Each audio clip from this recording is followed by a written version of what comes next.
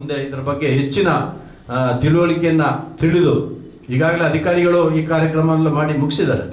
ಈ ವರ್ಷದಲ್ಲಿ ಕೂಡ ಇದನ್ನ ಜಾಸ್ತಿ ಮಾಡ್ತಕ್ಕಂಥ CPI ಅಂತೇಳಿ ಒಂದಿದೆ, ಕನ್ಸ್ಯೂಮರ್ ಪ್ರೈಸ್ ಏನು ಇಂಡೆಕ್ಸ್, ಅದನ್ನ ವಿವರಿಸಿಕೊಂಡು ಹೋಗ್ತಕ್ಕಂಥ ವರ್ಷದಲ್ಲಿ ಜನರ ಜೀವನ ಮಟ್ಟ ಜಾಸ್ತಿ ಆಗ್ತದೆ, ಖರ್ಚು ಜಾಸ್ತಿ ಆಗ್ತದೆ. ಆ ಸಂದರ್ಭದಲ್ಲಿ ಇವತ್ತು ಬೆಂಗಳೂರು ನಗರದ ಕಾರ್ಮಿಕರಿಗೆ ಒಂದು ರೀತಿಯ DA ಜಾಸ್ತಿ ಮಾಡ್ತಕ್ಕಂಥದ್ದಿದೆ. ಅದೇ ರೀತಿ ಅದರ ಕೆಳಗಿರ್ತಕ್ಕಂಥ ಕೆಲವು ಜಿಲ್ಲೆಗಳು, ನಂತರದ ಗ್ರಾಮೀಣ ಪ್ರದೇಶ ಮತ್ತು ಹಳ್ಳಿ ಪ್ರದೇಶದಲ್ಲಿ ಬೇರೆ ಬೇರೆ ರೀತಿಯ VDA ಕೊಡ್ತಕ್ಕಂಥ ಒಂದು ವ್ಯವಸ್ಥೆಯನ್ನು ಕೂಡ ಸರ್ಕಾರ ಮಾಡ್ತಾ ಇದೆ. ಇದಕ್ಕೆಲ್ಲ ಬಹುಶಃ ಬೇರೆ ಬೇರೆ ಮಂಡಳಿಗಳನ್ನು ಈಗಾಗಲೇ ಅಸಂಘಟಿತ ಕಾರ್ಮಿಕರ ಒಂದು ಮಂಡಳಿಯನ್ನು ಪ್ರಾರಂಭ ಮಾಡಿದ್ದಾರೆ. ಏನು ಮೋಟಾರ್ ವೆಹಿಕಲ್ ಕೆಲಸ ಮಾಡತಕ್ಕಂಥ ಪಂಕ್ಚರ್ ಹಾಕೋರು ಇರ್ಬೋದು, ಡ್ರೈವರ್ ಇರ್ಬೋದು, ಕಂಡಕ್ಟರ್ ಇರ್ಬೋದು, ಅದರಲ್ಲಿ ಆ ಒಂದು ವಿಭಾಗದಲ್ಲಿ ಕೆಲಸ ಮಾಡ್ತಕ್ಕಂಥ ಕಾರ್ಮಿಕರಿಗೆ ಕೂಡ ವಿಶೇಷವಾದಂಥ ಒಂದು ಮಂಡಳಿಯನ್ನು ಮಾಡಿದ್ದಾರೆ. ಇವತ್ತೇನು ಝೊಮ್ಯಾಟೊ ಮತ್ತು ಸ್ವಿಗ್ಗಿಗಳಿಗೆಲ್ಲ ಸಪ್ಲೈ ಮಾಡ್ತಕ್ಕಂಥವ್ರು ಇದ್ದಾರೆ, ಅವರಿಗೂ ಕೂಡ ಒಂದು ಬೋರ್ಡನ್ನು ಮಾಡಿ ವಿವಿಧ ರೀತಿಯಲ್ಲಿ ಕಾರ್ಮಿಕ ಕಲ್ಯಾಣ ಮಂಡಳಿ ಇದೆ ಕಟ್ಟಡ ಕಾರ್ಮಿಕರಿಗೆ. ಆ ರೀತಿಯ ಯಾವ ರೀತಿಯ ಕಾರ್ಮಿಕರೆಲ್ಲ ನಮ್ಮ ರಾಜ್ಯದಲ್ಲಿ ಒಳಗೊಂಡಿದ್ದಾರೆ, 18 ವರ್ಷದಿಂದ 60 ವರ್ಷದೊಳಗೆ ಇದ್ದಾರೋ ಅವರೆಲ್ಲರನ್ನ ಕೂಡ ಸರ್ಕಾರ ಬಹಳ ಗಂಭೀರತೆಯಿಂದ ಅವರ ಬಗ್ಗೆ ವಿಶೇಷವಾದಂಥ ಕಾಳಜಿಯನ್ನು ವಹಿಸಿಕೊಂಡು ವಿವಿಧ ಯೋಜನೆಗಳನ್ನು ಈಗಾಗಲೇ ರೂಪಿಸಿದ್ದಾರೆ. ಆ ಯೋಜನೆಗಳ ಬಗ್ಗೆ ಮತ್ತು ಅದರ ಸವಿಸ್ತಾರವಾದ ವಿವರಗಳನ್ನು ನಾಳಿದ್ದು ನಮ್ಮ ಸನ್ಮಾನ್ಯ ಸಚಿವರು ಬಂದಾಗ ಅವರು ವಿವರಿಸ್ತಾರೆ. ಈ ನಿಟ್ಟಿನಲ್ಲಿ ನಿಮ್ಮೆಲ್ಲರ ಸಹಕಾರ ಕೂಡ ಇರಲಿ. 10ನೇ ತಾರೀಕಿನಂದು ಇಲ್ಲಿ ಸ್ಮಾರ್ಟ್ ಕಾರ್ಡ್ ವಿತರಣೆ ಮಾಡಲಿಕ್ಕೆ ಸನ್ಮಾನ್ಯ ಸಚಿವರು ಬರತಕ್ಕಂಥ ವ್ಯವಸ್ಥೆ ಕೂಡ ಇದೆ. ಇವತ್ತು ನಮ್ಮ ಜಿಲ್ಲೆಯಲ್ಲಿ ಕೂಡ ಕಾರ್ಮಿಕ ಘಟಕ ಕೂಡ ಅತ್ಯಂತ ಕ್ರಿಯಾಶೀಲವಾಗಿ ಕೆಲಸ ಮಾಡ್ತಾ ಇದೆ.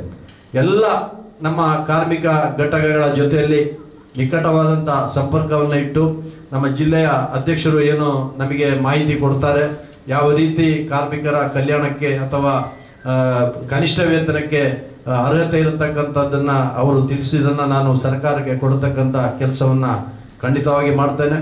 ಅದರ ಜೊತೆಲಿ ಇಡೀ ರಾಜ್ಯಕ್ಕೆ ಸುತ್ತಿ ಎಲ್ಲ ಜಿಲ್ಲಾಧಿಕಾರಿಗಳ ಕಚೇರಿಯಲ್ಲಿ ಮತ್ತು ನಮ್ಮ ಕಾರ್ಮಿಕ ಇಲಾಖೆಯ ಕಚೇರಿಗಳಲ್ಲಿ ಎಲ್ಲ ರೀತಿಯ ಕಾರ್ಮಿಕರ ಪ್ರತಿನಿಧಿಗಳನ್ನ ಕರೆಸಿ ಏನು ಕುಂದುಕೊರತೆಗಳಿದೆ, ಯಾವ ರೀತಿಯಲ್ಲಿ ಕನಿಷ್ಠ ವೇತನವನ್ನು ಪರಿಷ್ಕರಣೆ ಮಾಡಬೇಕು ಅಂತ ಹೇಳ್ತಕ್ಕಂಥ ವರದಿಯನ್ನು ಸರ್ಕಾರಕ್ಕೆ ಕಾಲಕಾಲಕ್ಕೆ ಕೊಡತಕ್ಕಂಥ ಕೆಲಸವನ್ನು ನಾನು ಮಾಡ್ತೇನೆ ಅಂತ ಹೇಳ್ತಕ್ಕಂಥ ಮಾತನ್ನು ಹೇಳಿ, ನಾನು ಕೂಡ ಕಾರ್ಮಿಕರ ಪರವಾಗಿ ಅವರ ಜೊತೆ ಸ್ನೇಹ ಸಂಬಂಧದ ಜೊತೆಯಲ್ಲಿ ಸರ್ಕಾರದಿಂದ ಸಿಗತಕ್ಕಂಥ ಸವಲತ್ತುಗಳನ್ನೆಲ್ಲ ತಲುಪಿಸ್ತಕ್ಕಂಥ ಪ್ರಯತ್ನಕ್ಕೆ ಮತ್ತು ಪಕ್ಷಕ್ಕೆ ಸಹಾಯವಾಗೋ ರೀತಿಯಲ್ಲಿ ಕೆಲಸ ಮಾಡ್ತೇನೆ ಅಂತ ಹೇಳ್ತಕ್ಕಂಥ ಮಾತನ್ನು ಹೇಳಿ ನನ್ನ ಮಾತು. ಅದಕ್ಕಿಂತ ಹಿಂದೆ ಸೆಪ್ಟೆಂಬರ್ ತಿಂಗಳಲ್ಲಿ ಈಗಾಗಲೇ ಒಂದು ವರದಿಯನ್ನು ಕೊಟ್ಟಿದ್ದಾರೆ. ಅದನ್ನು ಸ್ವೀಕಾರ ಮಾಡತಕ್ಕಂಥದ್ದು ಅಥವಾ ತಿರಸ್ಕಾರ ಮಾಡತಕ್ಕಂಥದ್ದು ಸರ್ಕಾರಕ್ಕೆ ಬಿಟ್ಟದ್ದು. ಕಾರ್ಮಿಕ ಇಲಾಖೆ ಆ ಕೆಲಸವನ್ನು ಮಾಡ್ತದೆ.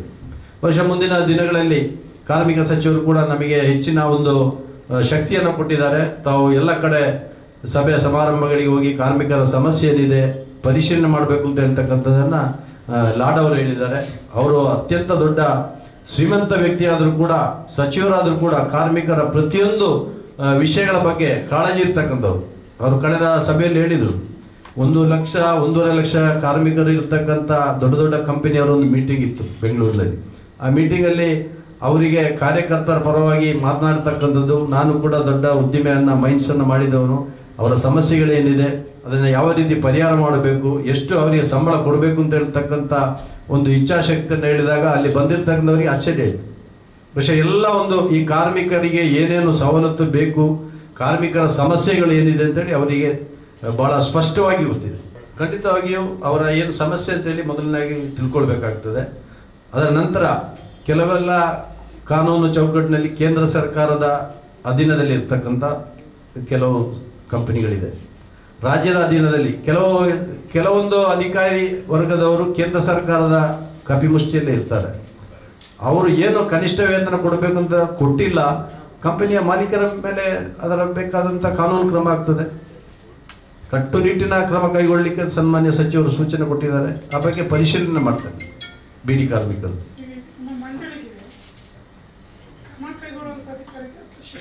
ಶಿಫಾರಸು ಮಾತ್ರ, ನಮಗೆ ಯಾರಿಗೂ ಇಲ್ಲ. ಎಲ್ಲ ಅಧಿಕಾರ ಇರ್ತಕ್ಕಂಥದ್ದು ಸರ್ಕಾರಕ್ಕೆ. ನಾವು ಸಲಹೆ ಕಾಲಕಾಲಕ್ಕೆ ಸಲಹೆ ಕೊಡ್ಬೋದು, ನಮಗೆ ಬಂದಂಥ ದೂರುಗಳನ್ನು ಸಚಿವರ ಗಮನಕ್ಕೆ ತರ್ಬೋದು, ಸಂಬಂಧಪಟ್ಟ ಅಧಿಕಾರಿಗಳಿಗೆ ತಿಳಿಸ್ತಕ್ಕಂಥ ಕೆಲಸ ಮಾಡ್ಬೋದು. ಅದು ವಿನ ಸಲಹೆ ಕೊಡುವುದು, ನಮಗೆ ಆ್ಯಕ್ಷನ್ ತಗೊಳ್ಳಿಕ್ಕಾಗಲಿ ಅಥವಾ ಇನ್ನೊಂದಕ್ಕಾಗಲಿ ಅಧಿಕಾರ ಇಲ್ಲ. ಅದು ಸಂಪೂರ್ಣ ಅಧಿಕಾರ ಇರ್ತಕ್ಕಂಥದ್ದು ಸರ್ಕಾರಕ್ಕೆ. ಆಯುಕ್ತರು, ಪ್ರಧಾನ ಕಾರ್ಯದರ್ಶಿ, ಸಚಿವರು, ಆ ಮಟ್ಟದಲ್ಲೇ ಆಗ್ತದೆ. ಈಗ ನಮ್ಮ ರಾಜ್ಯದಲ್ಲಿ ಟೋಟಲ್ ಎಷ್ಟು ಕಾರ್ಮಿಕರಿದ್ದಾರೆ? ಒಂದು ಅಂದಾಜಿನ ಪ್ರಕಾರ ಇವತ್ತು 2 ಕೋಟಿಯಷ್ಟು ಬೇರೆ ಬೇರೆ ರೀತಿಯ ಕಾರ್ಮಿಕರು ಇವತ್ತು ಹೋಟೆಲಲ್ಲಿ ಕೆಲಸ ಮಾಡ್ತಕ್ಕಂಥವರು ಅಥವಾ ಬಿಲ್ಡಿಂಗ್ನಲ್ಲಿ ಕೆಲಸ ಮಾಡ್ತಕ್ಕಂಥ, ವಿವಿಧ ತೋಟದಲ್ಲಿ ಕೆಲಸ ಮಾಡ್ತಕ್ಕಂಥ ಸುಮಾರು 2 ಕೋಟಿ ಇದೆ ಅಂತೇಳಿ ನಿಖರವಾದ ಮಾಹಿತಿ ಇನ್ನೂ ಕೂಡ ಕೇಂದ್ರ ಸರ್ಕಾರದಲ್ಲಾಗಲಿ ರಾಜ್ಯ ಸರ್ಕಾರದಲ್ಲಿ ಇಲ್ಲ. ಸುಮಾರು 2 ಕೋಟಿಯಷ್ಟು ಕಾರ್ಮಿಕರು, ಈಗ ಕ್ಷೌರಿಕ ಇರ್ಬೋದು, ಬೇರೆ ಬೇರೆ ಇವತ್ತೊಂದು ಮನೆ ಕೆಲಸ ಮಾಡ್ತಕ್ಕಂಥವ್ರು ಇರ್ಬೋದು, ಬೇರೆ ಬೇರೆ ರೀತಿಯ ಕೆಲಸಗಾರರು, ಅದು ಒಂದು ಸುಮಾರು 2 ಕೋಟಿಯಷ್ಟು ಇದೆ ಅಂತೇಳಿ. ಅದೇ ರೀತಿ ಸ್ವಲ್ಪ ಇನ್ನು ಸಂಘಟಿತ ಕಾರ್ಮಿಕರು, ಆರ್ಗನೈಸ್ ಆಗಿರ್ತಕ್ಕಂಥ ಕಾರ್ಮಿಕರು 53 ಲಕ್ಷದಷ್ಟು ಇದೆ ನಮ್ಮ ರಾಜ್ಯದಲ್ಲಿ. 2 ಕೋಟಿಯಷ್ಟು ಅಸಂಘಟಿತರು. ಅಸಂಘಟಿತ ಅಂದರೆ ಇವತ್ತು ಅಂಗಡಿಯಲ್ಲಿ ಕೆಲಸ ಮಾಡ್ತಕ್ಕಂಥವ್ರು, ಹೋಟೆಲಲ್ಲಿ ಸಪ್ಲೈ ಮಾಡ್ತಕ್ಕಂಥವ್ರು, ಇವತ್ತು ಒಬ್ಬ ಡ್ರೈವರ್ಗಳಿರ್ಬೋದು, ಬೇರೆ ಒಂದು ವ್ಯಕ್ತಿಗೆ ಪರೋಕ್ಷವಾಗಿ 1-2 ಕಾರ್ಮಿಕರು ಇದ್ದೇ ಇರ್ತಾರೆ. ಒಬ್ಬ ವ್ಯಕ್ತಿಗೆ ಒಬ್ಬ ಡ್ರೈವರ್ ಇರ್ತಾರೆ, ಅಥವಾ ಮನೆ ಕೆಲಸದವರು ಇರ್ತಾರೆ, ಇಲ್ಲ ತೋಟದ ಕೆಲಸಗಾರರು ಇರ್ತಾರೆ, ಅಥವಾ ಸಾಮಾನು ತರ್ತಕ್ಕ ಬೇರೆ ಬೇರೆ ರೀತಿಯ ಕೆಲಸಗಾರರು ಕೂಡ ಇದನ್ನು ಐಡೆಂಟಿಫೈ ಮಾಡಿ, ಬಹುಶಃ ನಮ್ಮ ಸಚಿವರಿಗೆ ಇರ್ತಕ್ಕಂಥ ಆಸಕ್ತಿಯನ್ನು ನೋಡಿದರೆ ಮುಂದಿನ 2-3 ವರ್ಷದಲ್ಲಿ ಕಾರ್ಮಿಕರ ಬಹುತೇಕ ಬೇಡಿಕೆಗಳು ಮತ್ತು ಅವರ ಜೀವನ ಮಟ್ಟ ಹೆಚ್ಚು ಸುಧಾರಣೆ ಆಗ್ಬೋದು ಅಂತ ನಾನು ಭಾವಿಸಿದ್ದೇನೆ.